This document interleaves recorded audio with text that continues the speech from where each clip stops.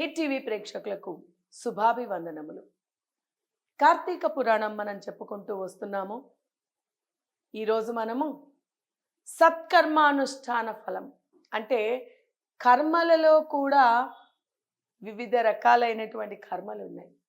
అంటే 3 రకాలు: సత్కర్మ, దుష్కర్మ.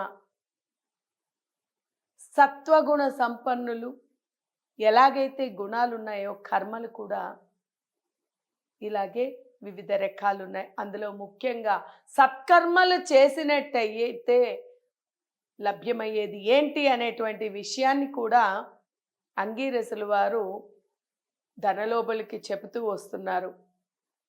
ఎప్పుడైతే జ్ఞానోపదేశం జరుగుతూ ఉంటుందో ఈ జ్ఞానోపదేశం ద్వారా అసలైనటువంటి జ్ఞానము ఏమిటి అంటే ఆత్మతత్వం శాశ్వతమైనటువంటిది ఏమిటి అనేటువంటి విషయాన్ని తెలుసుకోగలుగుతాం.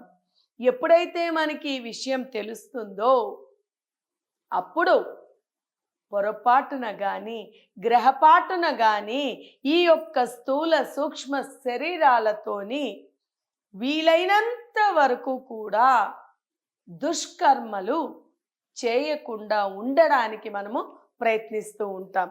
ఈ రీతిగా వెళుతూ ఉండేటప్పుడు మనకి అక్కడ ధనలోభుడు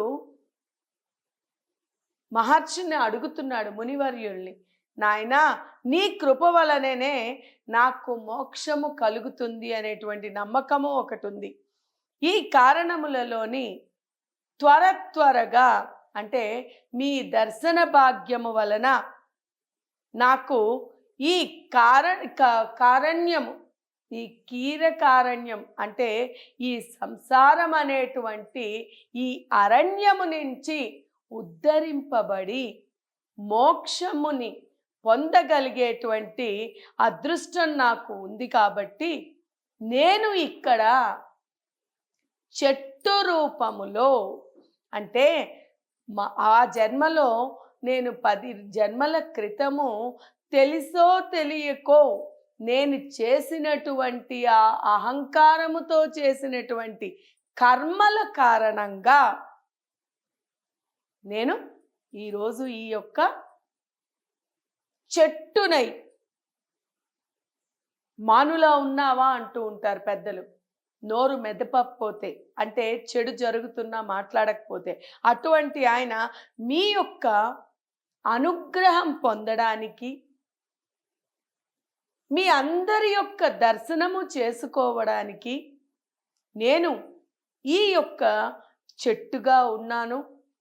ఏ జన్మ సుకృతమో నేను ఇక్కడ ధ్వజస్తంభముగా నన్ను తీసుకుని రావడం, మీరు అన్ని యొక్క వృక్షాలలోకి నన్ను ఎంచుకొని నన్ను తీసుకుని వచ్చి నాకు ఈ కీలకమైనటువంటి ఈ అరణ్యంలో నుంచి అంటే సంసారం అనేటువంటి అరణ్యంలో నుంచి మోక్షాన్ని పొందడానికి నాకు అనువుగా మీరందరూ దర్శనమిచ్చారు. ఇవి అన్నీను దైవీ కృప వల్లనే, దైవానుగ్రహముతోనే, దైవ లీల వల్లనే కదా జరిగినది అని ఆయనలో ఆయన ధనలోభుడు ఆనందపడుతూ ఆయనతో చెబుతున్నాడు. మానవుడు ఎప్పుడైనప్పటికీ కూడా చేయవలసినటువంటి కర్మలన్నీ కూడా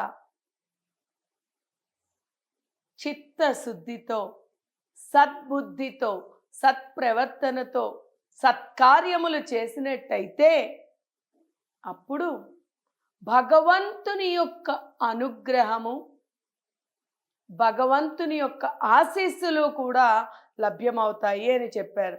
అప్పుడు ధనలోభుడితోని ఈ రకంగా అంటున్నారు. ఇక్కడ నీవు అడిగినటువంటి ప్రశ్నలన్నిటికీ కూడా నేను వివరంగా వివరిస్తాను, శ్రద్ధగా వినన్నారు. ఈ శరీరమే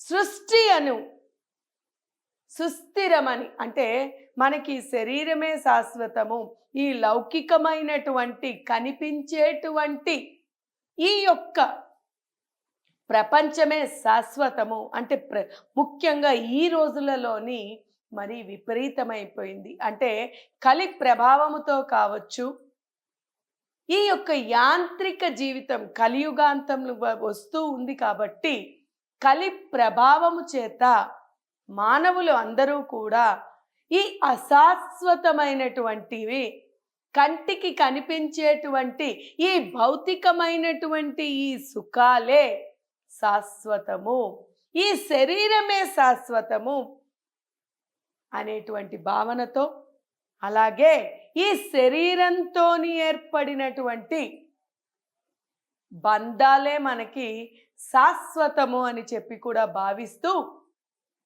అల్పమైనటువంటి ఆలోచనలతోని ఎన్నెన్నో ఎన్నెన్నో తప్పులకి చేసుకోవడానికి కారణమవుతున్నారు.